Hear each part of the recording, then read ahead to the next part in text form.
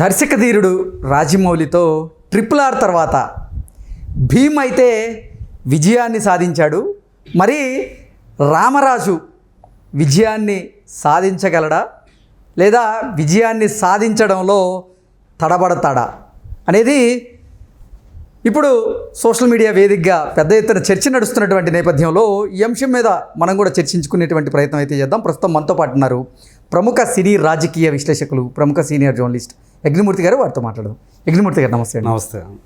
యజ్ఞమూర్తి గారు, అంటే రాజమౌళి గారి డైరెక్షన్లో ఏ హీరో ఒక సినిమాలో నటించినా ఆ తర్వాత ఆ హీరోకి డిజాస్టరే మిగులుతుంది అనేటువంటి మిత్ ఇప్పటివరకు తెలుగు చిత్ర పరిశ్రమలో ఉంటూ వచ్చింది.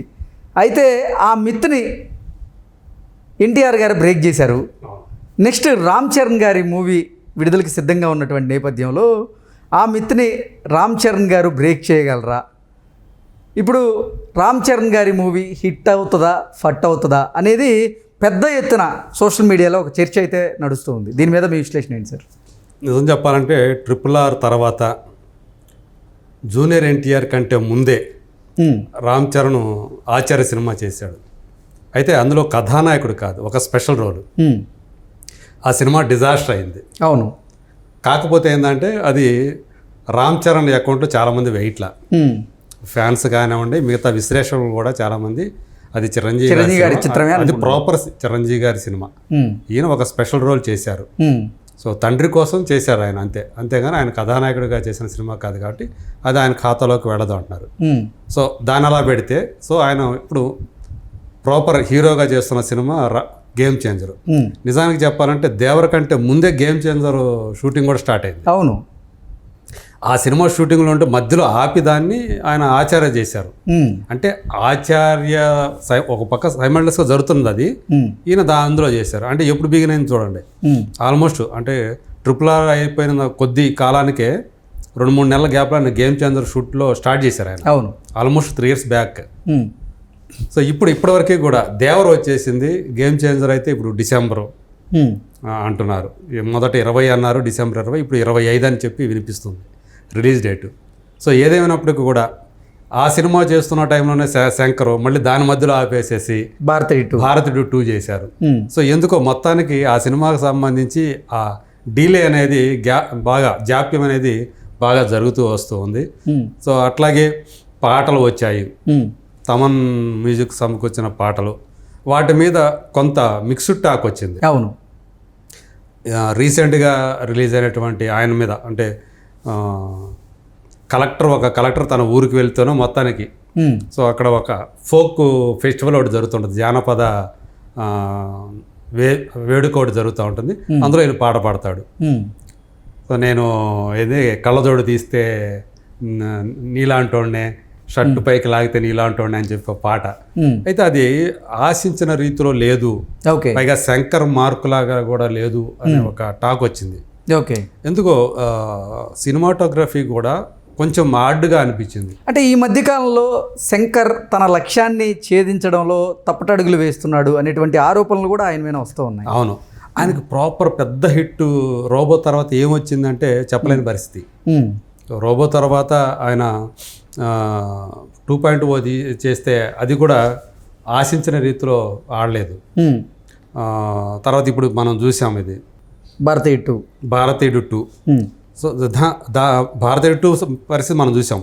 అది మరీ ఘోరంగా డిజాస్టర్ అయింది. సో ఎవరో కూడా ఆ స్థాయిలో డిజాస్టర్ అవుతుందని చెప్పేసి అనుకోవాలి. అంటే భారతీయుడు ఎంత సూపర్ డూపర్ హిట్టో, అవును, భారతీయుడు 2 మీద ఎక్స్పెక్టేషన్స్ ఆ రేంజ్లో ఉన్న నేపథ్యంలో అందుకోవడంలో అసలు పూర్తిగా విఫలమైంది.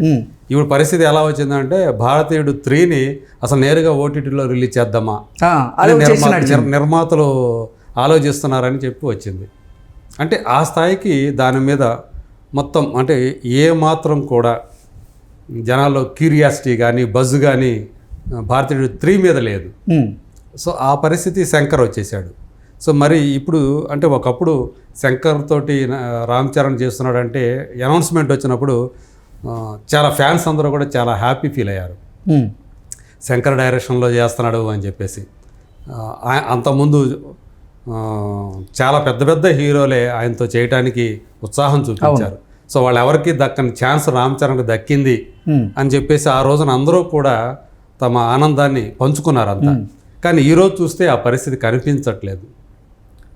అంత హైప్ అనేది కూడా గేమ్ చేంజర్కి రావట్లేదు. పైగా ఏంటంటే RRR తర్వాత దానికి మించినటువంటి ఎలివేషన్ ఉండాలి రామ్ చరణ్ హీరోగా. మనకు అందరికీ తెలుసు, నార్త్ వాళ్ళైతే అసలు ఆల్మోస్ట్ రాముడు గెటప్ అనుకుని మనకు అల్లూరి సీతారామరాజు అని తెలుసు, కానీ ఆయన చూస్తే ఆహారం అది వాళ్ళు ఏమనుకున్నారంటే వనవాసంలో ఉన్నటువంటి రాముడు ఎలా కనపడ్డాడు అలా కనపడ్డాడు వాళ్ళు.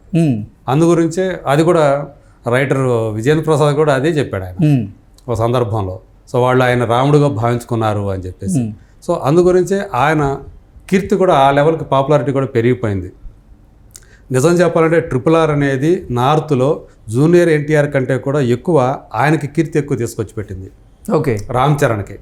కానీ ఇప్పుడు దేవర వచ్చిన తర్వాత జూనియర్ ఎన్టీఆర్ స్టామినా ఏంటి అనేది కూడా వాళ్ళకి అర్థమైపోయింది ఇప్పుడు. సో ఇప్పుడు వాళ్ళు కూడా యాక్సెప్ట్ చేశారు. వాళ్ళు ఇక కొంత పెరిగింది ఇప్పుడు నార్త్ బెల్ట్లో కూడా జూనియర్ ఎన్టీఆర్ ప్రాభవం కానీ పాపులర్ కానీ బాగా పెరిగింది అని చెప్పేసి అక్కడ విశ్లేషకులంతా అంటున్నారు. సో కానీ ఈ గేమ్ చేంజర్ ఇప్పుడు దాకా రిలీజ్ అయినటువంటి పాటలు కానీ గ్లింప్సెస్ కానీ అవి చూస్తే మేము ఎక్స్పెక్ట్ చేసినటువంటి హీరో ఇది కాదు కదా, ఇంతకంటే పవర్ఫుల్గా ఉండాలి కదా అని రామ్ చరణ్ ఫ్యాన్స్ చాలామంది అభిప్రాయపడుతున్నారు. సో వాళ్ళ కామెంట్స్ చూసినా కానీ ఇది వచ్చినటువంటి పాట అయితే రిలీజ్ అయిన పాట ఏదైతే ఉందో దానికి వచ్చే కామెంట్స్లో కూడా చాలా వరకు అలాంటివి కనిపిస్తూ ఉన్నాయి. అంటే వాళ్ళు ఎక్స్పెక్ట్ చేసినట్టు లేదు అసలు. సో అది కొంచెం మరి చూడాలి ఎలా ఉంటుంది ఏంటి అనేది. ఒకటైతే డివైడ్ నడుస్తూ ఉంది. కొంతమంది దాని మీద పాజిటివ్గా స్పందిస్తూ ఉంటే కొంతమంది నెగిటివ్గా ఫ్యాన్స్లోనే అలా కనిపిస్తూ ఉంది. సో ఏదేమైనప్పటికీ కూడా శంకర్కి పెద్ద విషమ పరీక్ష ఇది. ప్రస్తుతం అతను చాలా డల్ పీరియడ్లో ఉన్నారు. ఆయన ప్రధాన బలమైనటువంటి రంగరాజన్ అనే రైటర్ ఎవరైతే ఉన్నారో, సుజాత కలం పేరు, సో ఆయన నావలిస్ట్ పేరు పొందిన రచయిత తమిళంలో. ఆయన మొన్నటి దాకా కూడా ఆయన రైట్ హ్యాండ్గా ఉన్నారు ఆయనకి. సో ఆయన పోయిన తర్వాత కాలం చేసిన తర్వాత చెప్పాలంటే ఒక భుజం విరిగిపోయినట్లయింది శంకర్కి. సో ఆ రైటింగ్లో స్పష్టంగా కనిపిస్తూ ఉంది. ఆ స్క్రీన్ ప్లేలో కానీ వాటిల్లో అంటే కథా గమనంలో సుజాత గారి హ్యాండ్ చాలా ఎక్కువగా ఉండేది ఆ నెరేషన్లో. సో అది ఇప్పుడు ఆ బలహీనత కనిపిస్తుంది అక్కడ. ఆయన ఇదివరకు ఏదైతే బలమో ఇప్పుడు ఆయన బలహీనపడ్డాడు అక్కడ ఆ రైటింగ్ సైడు అనేది అర్థమవుతూ ఉంది. మరి ఈ నేపథ్యంలో వస్తున్నటువంటి ఈ గేమ్ చేంజర్ అనేది నిజంగా టైటిల్ తగ్గట్టు ఆయన గేమ్ని చేంజ్ చేస్తుందా?